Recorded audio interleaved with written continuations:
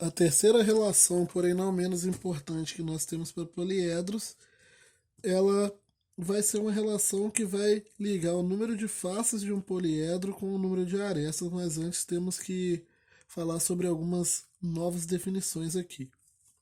O que significa F3, F4, F5 que vocês estão vendo aparecer nessa fórmula? Esse F3, F4, F5, eles me indicam, esse número aqui nós chamamos de gênero das faces, tá?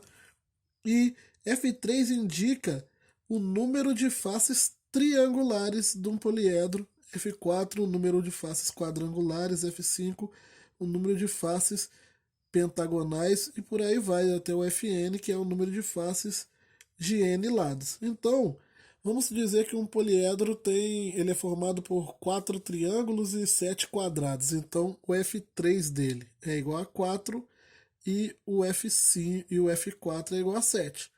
Vamos supor que ele é formado por 2 triângulos e 6 hexágonos. Então, o F3 seria igual a 2 e o F6, que nem está aqui, seria igual a 6. Vamos supor que ele seja formado por um triângulo e por 3 pentágonos. O F3 seria 1 e o F5 seria 3. Então, F3 é o número de faces triangulares, F4 o número de faces quadrangulares, F5 o número de faces pentagonais e por aí vai. O que essa primeira relação aqui me diz? Que toda vez que eu pego um poliedro e eu pegar a quantidade de faces triangulares multiplicar por 3, a quantidade de faces quadrangulares multiplicar por 4, a de faces pentagonais multiplicar por 5 e por aí vai, até acabar o número de faces que ele possui, isso vai ser sempre igual a 2 vezes o número de arestas do poliedro. Então, é, e não precisa ter todas, tá? Pode ser que o poliedro só seja formado por faces triangulares e pentagonais, ou quadrangulares e heptagonais, que é de 7 lados. Não importa. Se você pegar o número de faces de um determinado gênero, multiplicar por aquele gênero e somar todas essas faces, isso vai ser sempre igual a 2 vezes o número de arestas. Antes de falar dessa segunda fórmula aqui, vamos verificar isso num exemplo prático. Então aqui, ó, esse poliedro aqui, ele possui 2 triângulos, então o F3 dele é igual a 2, o número de triângulos é igual a 2, e 3 retângulos, pelo que parece aqui. Então o F4 é igual a 3, são 3 retângulos aqui nas laterais, né? Aqui o outro passando lá atrás, que nós não conseguimos ver a aresta dele de baixo aqui. Então, 3 vezes F3 mais 4 vezes F4, que são as únicas faces que ele possui, teria que ser igual a 2 vezes o número de arestas. Então, só que 3 vezes F3 vai ser 3 vezes 2, porque o F3 é 2. 4 vezes F4 vai ser 4 vezes 3. Isso aqui tem que ser igual a 2 vezes o número de arestas. Então, 6 mais 12 tem que ser igual a 2 vezes o número de arestas. Então, o número de arestas, perdão, 18 tem que ser igual a 2 vezes o número de arestas. Observa agora a figura. Ela vai possuir 1, 2, 3 arestas, 4, 5, 6, 7, 8, 9. Então, 2 vezes 9, 18. Então, 2 vezes o número de arestas realmente é igual a 18. Então, isso aqui foi só para uma prova real de que essa fórmula funciona. Mais que isso, além de eu ter essa relação aqui, eu também tenho essa segunda, que me diz o seguinte: se eu pegar todas as faces triangulares, somar com todas as quadrangulares, com todas as pentagonais, ou seja, somar todos os tipos diferentes de faces que o poliedro possui, a quantidade que tem daquele tipo, isso tem que dar o total de faces do poliedro, que é o F lá da relação de Euler. Então o F, que é o total de faces do poliedro, tem que ser a soma do total de cada tipo de faces que eu possuo.